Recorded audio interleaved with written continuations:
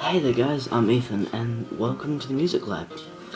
Now, this is our second video and my personal first, so I think it would be a good time for me to just introduce myself to you guys.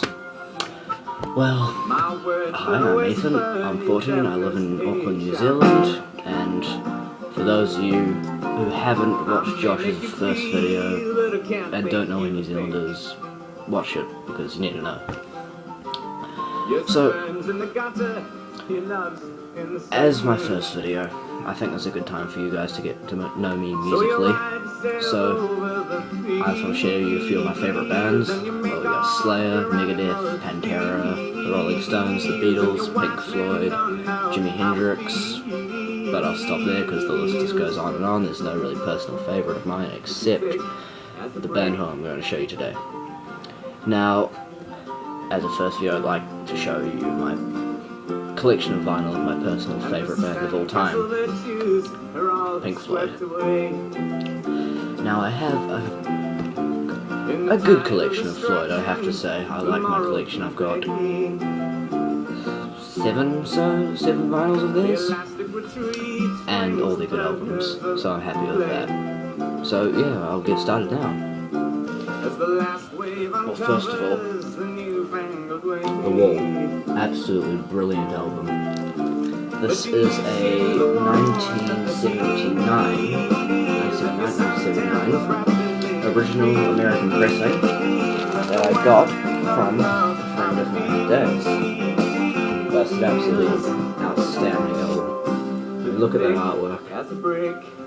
This was basically a Roger Waters album, because this is in the time when Pink Floyd were kind of on the down, and Gilmour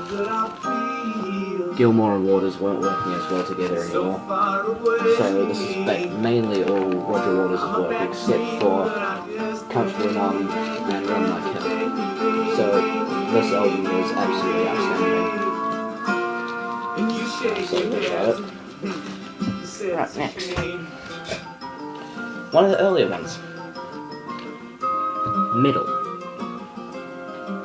This album was made in 1971, and it is part of this series of, not really concept albums, but just experimental albums, and it is absolutely extravagant. Again, as with most Pink Floyd albums, gatefold, there's all the guys there, and this is, I think it's British pressing, I don't know, but it's great condition, and it has a very famous song in it that a lot of people should know about who are Floyd fans. It's called Echoes, but it also has other great songs such as One of These Days, Shameless, Fearless. It's just an all-around brilliant album. Next. Now, this is an album that, it's got mixed reviews, I have to say, but a lot of people like it, a lot of people don't like it. It's kind of the album that you either love it or you hate it, and it's called Amagama. It was released in 1969, one of their, I think it was their third or fourth album after More, I think.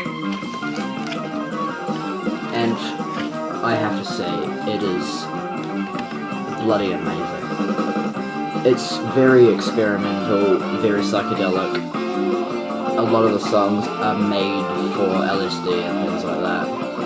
Especially, there's an odd song on side 3, because this is a double album, and it's called Several Species of Small Furry Animals Gathered Together in a Cave Grooving with a Pict.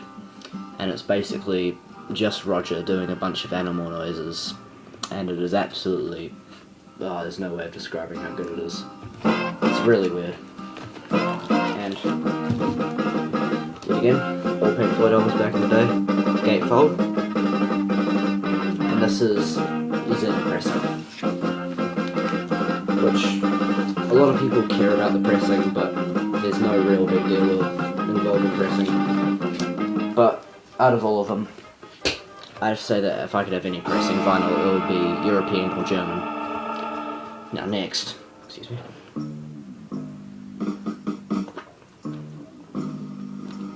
Dark Side of the Moon mug. And if you're wondering what I'm drinking, it's Yorkshire tea, the only tea. And now, this is absolutely astounding. Wish You Were Here. 1975 this came out. And a lot of the songs were, if not dedicated, but based around the life of Syd Barrett, who I personally love from Pink Floyd. But it's an absolutely brilliant album. I mean, you got some of the greatest songs here, like Shine On You Crazy Diamond and Wish You Were Here and Have a Cigar. Look at that. It's a really cool artwork. Like the man there. And the front.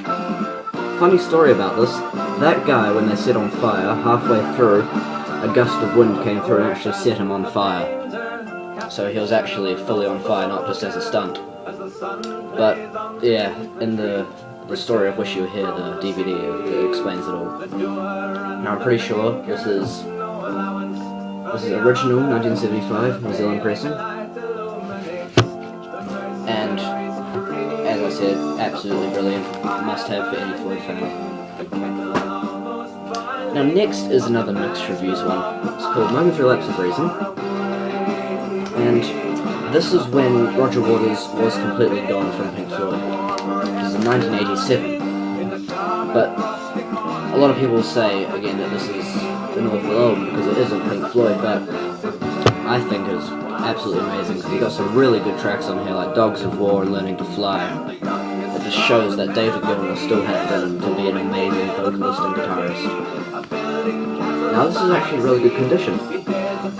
I think I got it for around $17 from Real Groove, which is the local, well not local, the major record store in Auckland. Now next we're going back to one of the earliest of the early Floyd albums. It looks like Piper at the Gates of Dawn for anyone who is a Floyd fan, but it's actually part of the A Nice Pair range, so it has the same cover, but this is A Saucer Full of Secrets. And this is the first album that David Gilmour ever did with Pink Floyd. And it is brilliant. Syd Barrett was still here at this time, but he was kind of not on the downfall, but he only did a couple of songs. He wasn't there at the practices very much. He was passing out a lot, and that's how David Gilmour became. He was just the guy who was there and filled in for Syd Barrett when he passed out. Great condition. Picked this up for about $25 from Very Groovy. Brilliant album, great tracks such as Remember a Day. And, what else is on there? Oh, Set the Controls to the Heart of the Sun, quite clear. Brilliant songs. Now next is another mixed reviews album. It's kind of like that, but I think it is one of the most underrated albums of all time. This is Obscured by Clouds. It is original, 1972, New Zealand pressing. It was the soundtrack from a movie called La Valle. And it is, I think, when Pink Floyd properly started to become Pink Floyd. This is when they got some of their great instrumentals in there, like such great tracks such as Mudmen, The Golden Me, and Obscured by Clouds, the title track. But underrated as hell. Great album. Next I've got one that is the mother of all compilation albums, I have to say. Relics. Original, I think it's 19... Where is it saying that? Yeah. Original 1971, British pressing. And it isn't really a compilation album as such, but it is. It's just a collection of their old songs and B-sides from their early singles. But it's got great tracks such as their early Arnold Lane, Interstellar Overdrive, See Emily Play, Apples and Oranges. It is a must-have for any fan of Syd Barrett's Pink Floyd. And the expression "save the best till last" is overused, but I'd have to say I have saved the best till last. Absolutely amazing album. Dark Side of the Moon. anyone who doesn't know Pink Floyd but still likes music should know that album cover. I got this for $25 from my local down in Brownsburg record store, and it was, again, absolutely brilliant. It is original, 1973 pressing, and it is in great condition. Absolutely brilliant album. You got Time, Money, Great Gig in the Sky, all excellent songs. This was when Pink Floyd were at their high point. This was the high point when they were all working together, everyone was perfect, just like clockwork. It is remembered as one of the top 100 greatest albums of all time. Alright, that's it guys for today. I hope you enjoyed the video. That was my personal first video, and I hope I did well. So check out our channel, make sure you subscribe, and rock on!